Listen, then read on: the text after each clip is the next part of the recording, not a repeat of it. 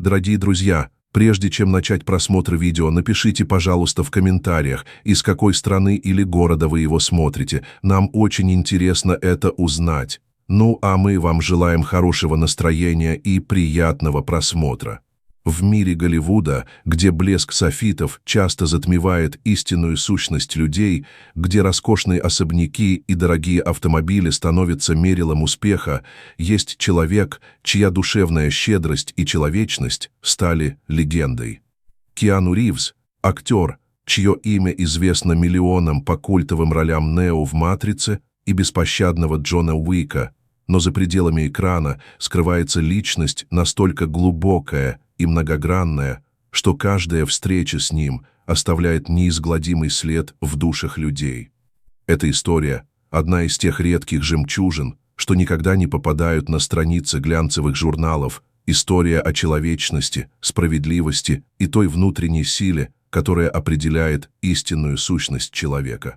Октябрьский вечер в Лос-Анджелесе выдался необычно прохладным. Порывистый ветер гнал по тротуарам опавшие листья кленов, окрашенные в золотистые и багряные тона. Уличные фонари только начинали загораться, отбрасывая мягкие тени на потемневший асфальт. Киану возвращался после изнурительного дня съемок. Его плечи слегка ссутулились от усталости, а на лице застыло задумчивое выражение. Вместо того, чтобы вызвать водителя, он решил пройтись пешком, позволяя прохладному воздуху освежить мысли. Район, через который пролегал его путь, заметно отличался от глянцевого Беверли-Хиллз. Здесь фасады домов не блистали роскошью, а маленькие магазинчики и кафе сохраняли тот особый шарм, который можно найти только в местах, где жизнь течет своим неспешным чередом. Уличные музыканты на углах наполняли воздух меланхоличными джазовыми мелодиями, а редкие прохожие спешили укрыться от пронизывающего ветра в теплых помещениях. Небольшое кафе у Марка привлекло его внимание мягким светом, льющимся через большие окна. Это было типичное семейное заведение. Потертые, но чистые столики, старомодные занавески в клетку, стойка с пирогами под стеклянным колпаком. Сквозь запотевшие стекла он заметил пожилую женщину, сидящую за дальним столиком у окна. Ее морщинистое лицо, обрамленное седыми волосами, собранными в простой пучок, выражало глубокую тревогу. Форменное платье уборщицы, выцветшее от частых стирок, говорило о годах тяжелого труда. Ее руки, огрубевшие от работы с чистящими средствами, нервно теребили потрепанный фартук, а в карих глазах застыли слезы отчаяния. Рядом с ней возвышался мужчина средних лет, владелец кафе. Его дорогой костюм резко контрастировал с простой обстановкой заведения. Его холеное лицо с тщательно подстриженной бородкой исказилось от гнева, а жилка на шее заметно пульсировала, когда он, наклонившись над столом, отчитывал женщину. «Мэри, это никуда не годится. Вы опоздали на работу из-за своего больного внука? Меня это не интересует». Это уже третий раз за месяц. Его голос, резкий и пронзительный, был слышен даже сквозь стекло. «Ваши проблемы – это ваши проблемы. Здесь бизнес, а не благотворительная организация. Собирайте вещи, вы уволены». Когда Киану открыл дверь, старый медный колокольчик над входом издал мелодичный звон. Теплый воздух кафе окутал его, принося с собой аромат свежей выпечки и кофе. Все головы повернулись в его сторону, и на несколько секунд воцарилась полная тишина. В глазах владельца промелькнуло узнавание, сменившееся замешательством. Его рот приоткрылся, но слова застряли в горле. Киану неторопливо направился к их столику, его движения были спокойными и уверенными. «Добрый вечер», — спокойно произнес Киану, подходя к их столику. «Я случайно услышал ваш разговор. Позвольте мне присесть?»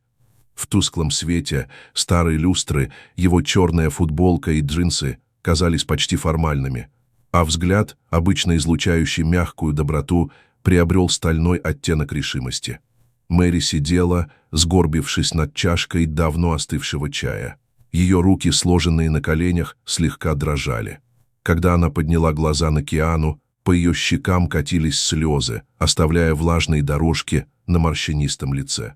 История, которую она рассказала, была полна такой боли и отчаяния, что казалось, будто сам воздух в кафе стал тяжелее. Ее 6-летний внук Томми страдал тяжелым заболеванием, требующим постоянного ухода.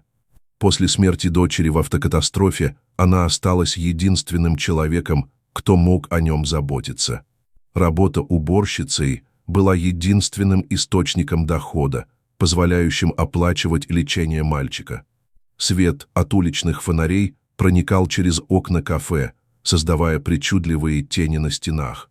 Киану встал, его высокая фигура отбрасывала длинную тень на потертый линолеум пола.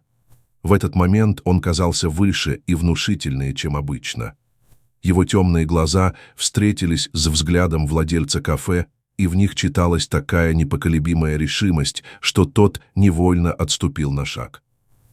В этом городе голос Киану был тихим, но каждое слово, казалось, эхом отдавалось в притихшем помещении. Я видел, как люди тратят $1000 на один ужин, не задумываясь. Видел, как выбрасывают больше денег за вечер в баре, чем эта женщина зарабатывает за месяц. Но знаете, что я редко вижу? Истинное мужество. То мужество, которое проявляет Мэри каждый день, поднимаясь до рассвета, чтобы прийти сюда и работать, а потом спешить домой к больному внуку. Его пальцы, слегка дрожащие от сдерживаемых эмоций, достали телефон. В тишине было слышно, как капли дождя начали стучать по стеклам кафе, создавая природный аккомпанемент этой сцене. Я готов заплатить вперед за год аренды этого зала. Каждую неделю, в те дни, когда Мэри нужно быть с внуком. И я гарантирую, что эти деньги окупятся сторицей, потому что доброта и человечность – это то, что люди ценят больше всего. В помещении повисла тяжелая тишина, нарушаемая только тихим гулом холодильника и шумом дождя за окном. Лицо владельца кафе претерпело удивительную трансформацию. Жесткие линии вокруг рта смягчились, а в глазах появилось что-то похожее на стыд. Он посмотрел на Мэри так, словно впервые по-настоящему ее увидел. Не просто как работника, а как человека с собственной историей, собственной болью и собственной силой. «Мэри», его голос заметно смягчился. В нем появились нотки раскаяния. «Я был несправедлив. Мы действительно можем найти решение». Он опустился на стул рядом с ней, достал блокнот из внутреннего кармана пиджака и начал набрасывать новый график работы, учитывающий ее потребности. Слезы Мэри теперь были слезами облегчения и благодарности. Она пыталась встать, чтобы обнять Киану, но он мягко покачал головой, положив руку ей на плечо. В этот момент его лицо озарила та самая знаменитая улыбка, которая заставляла людей верить в добро.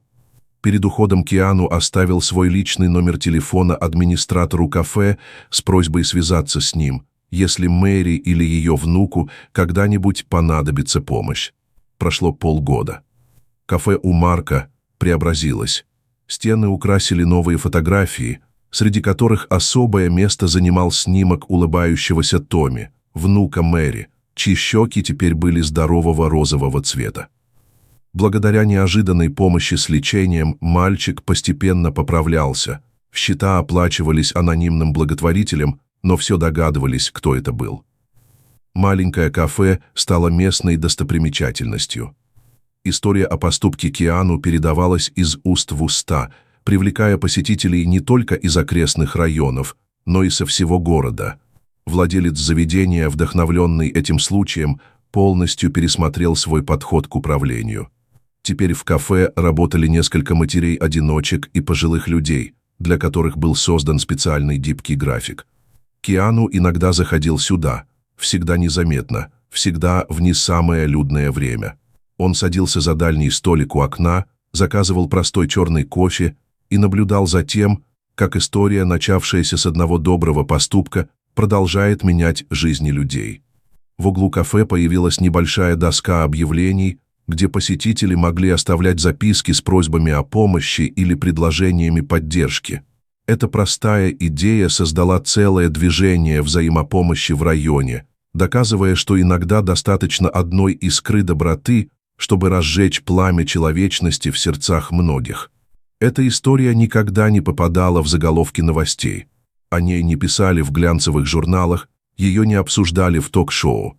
Но для тех, кто был ее частью, она стала напоминанием о том, что настоящие герои не всегда носят плащи или спасают мир от злодеев.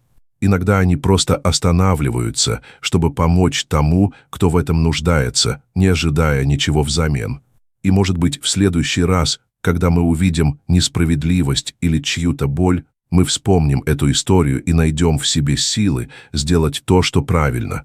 Потому что иногда самые важные поступки – это те, которые совершаются без камер и аплодисментов, просто потому, что так велит наше сердце. Иногда самые важные поступки – это те, о которых никто никогда не узнает. Данная история является вымышленной, а упоминание актера – художественным приемом. Любые совпадения с реальными событиями случайны.